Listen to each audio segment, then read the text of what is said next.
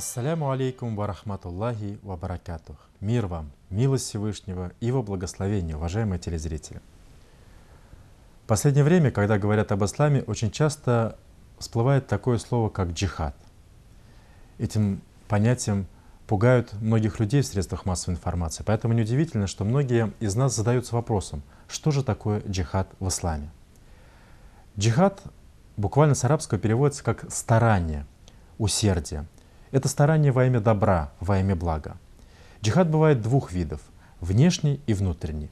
Внутренний джихад подразумевает старание ради того, чтобы исправить свои недостатки, борьба со своими слабостями, со своими пороками, с теми страстями, которые разрушают нас.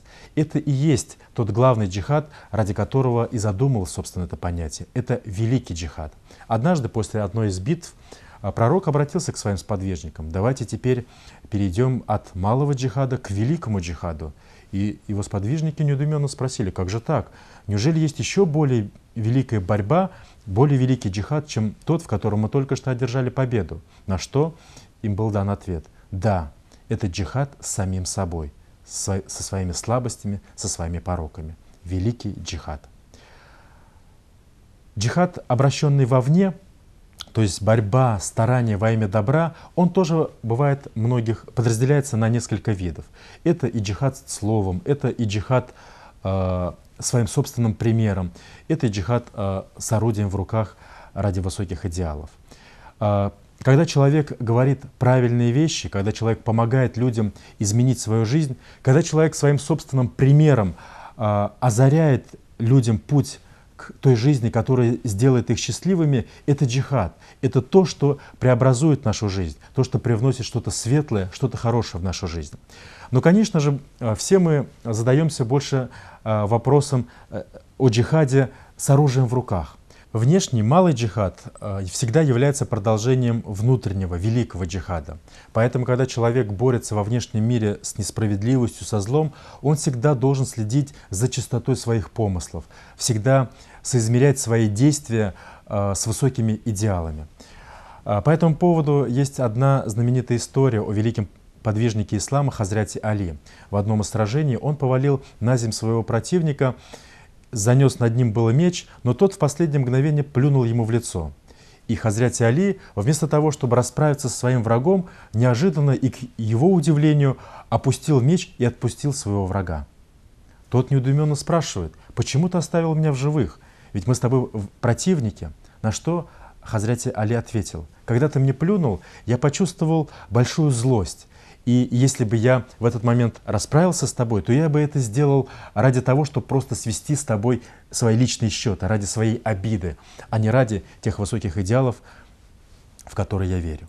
Поэтому соизмерение внешнего джихада с внутренним — это является неотъемлемым условием той борьбы, которую люди ведут, в том числе и с оружием в руках. Примером этого может служить джихад, объявленный мусульманами в годы Великой Отечественной войны. Это не просто метафора. Существуют исторические документы, когда муфтий, председатель Духовного управления мусульман Габдарахман Хазрат Расулев принял обращение к мусульманам СССР с призывом принять участие в джихаде против нацистской фашистской Германии. Это обращение было переведено на многие языки мусульманских народов, было распространено во многих регионах, где компактно проживали мусульмане. Это обращение зачитывалось в мечетях, было опубликовано в газете «Труд».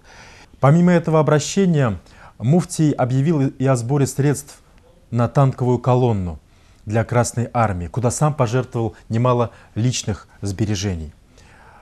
И здесь важно отметить, что тот джихад, который мусульмане вели в годы Великой Отечественной войны, та война, где они погибали, все это вершилось не ради Сталина, не ради тоталитарного режима безбожия. Все это делалось ради высоких идеалов, ради защиты Родины, ради того, чтобы отстоять независимость своей страны, земли, на которой мусульмане проживали веками. Эта война вершилась ради Всевышнего. Поэтому в глазах российских мусульман люди, которые погибли на джихаде Великой войны, они являются шахидами, то есть мучениками за веру. И в память о них в Москве на Поклонной горе по соседству с православным храмом, с иудейской часовней возвышается мечеть шахидов, то есть мечеть мучеников, тех людей, тех мусульман, которые погибли в годы Великой Отечественной войны, защищая нашу Родину и защищая нашу с вами свободу. То есть джихад, даже с оружием в руках, он всегда должен соизмеряться с высокими идеалами. Он никогда не должен быть частью грязной политики, частью грязной игры, когда религиозный порыв верующих используют в корыстных интересах. Поэтому, если джихад вершится не ради высоких идеалов, если он движим грязными, низменными помыслами, то из богоугодного дела он превращается в деяние греховное. То же самое мы наблюдаем и в других религиозных предписаниях. Например, взять каноническую молитву. Если она совершается без соблюдения определенных условий, например, читается не вовремя, во время зенита или восхода, захода солнца, то из обязательной молитвы она становится нежелательной. А если человек своей молитвой умышленно наносит вред другим людям, если он для исполнения молитвы ворует молитвенный коврик или делает еще что-то противоправное, то тогда она вообще становится для него запретной, греховной. То же самое и с джихадом. Джихад, тот так называемый джихад, когда люди убивают других невинных людей, когда обвязываются якобы поясами шахидов и подрывают себя среди мирных жителей, где погибают немало мусульман. Этот джихад наносит вред в том числе и самим мусульманам, и в первую очередь самим мусульманам. Ведь теперь под предлогом борьбы с терроризмом свертываются права человека по всему миру. Сегодня мусульмане ограничиваются в своих возможностях, то есть им все труднее делать карьеру, им все труднее жить среди общества, которое негативно настроено против них. И корень этого негативного отношения в том, что некоторые люди играют в политические игры и привязывают высокое духовное понятие джихада к тем низменным поступкам, которые они совершают.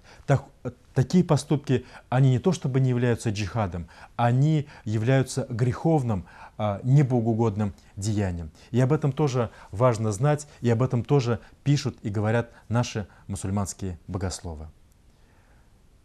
Мир вам, милость Всевышнего и Его благословения.